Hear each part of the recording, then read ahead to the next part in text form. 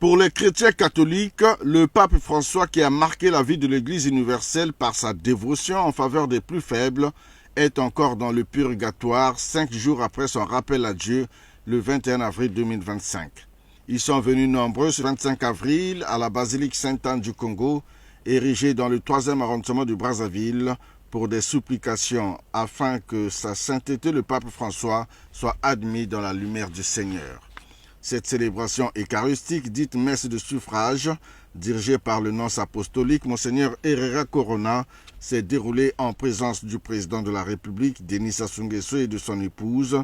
des présidents des 2 chambres du Parlement, ainsi que des autorités civiles et militaires, des membres des corps diplomatiques accrédités au Congo, des représentants de l'archidiocèse de Brazzaville et de la conférence épiscopale du Congo, ainsi que bien d'autres fidèles venus rendre hommage à la mémoire et surtout à l'œuvre pontificale du pape François, ce grand défenseur des pauvres qui a conduit le peuple de Dieu 12 ans durant avec abnégation et amour.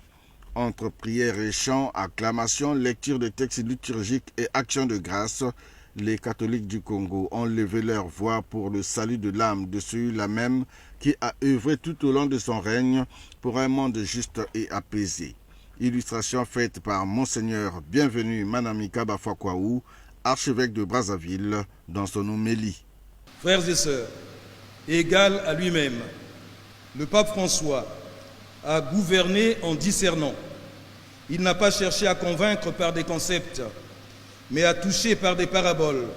avec la saveur de l'Évangile et la tendresse d'un cœur de père. Proche des marginalisés, le pape François ne cachait pas sa profonde émotion devant les migrants naufragés, les enfants blessés,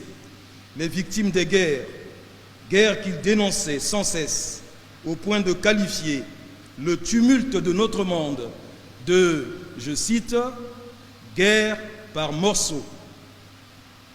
Il a expérimenté la souffrance non seulement en côtoyant les plaies dont souffre l'humanité,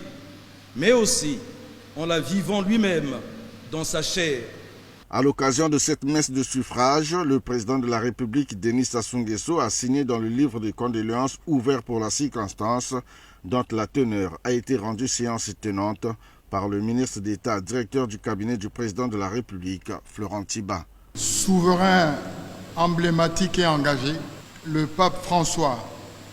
a su placer les défis les plus cruciaux de l'humanité au cœur de son pontificat. En cette circonstance douloureuse, je m'incline devant sa mémoire et j'adresse mes sincères condoléances à toute la famille catholique endeuillée. Denis Sassou Nguesso, président de la République, chef de l'État.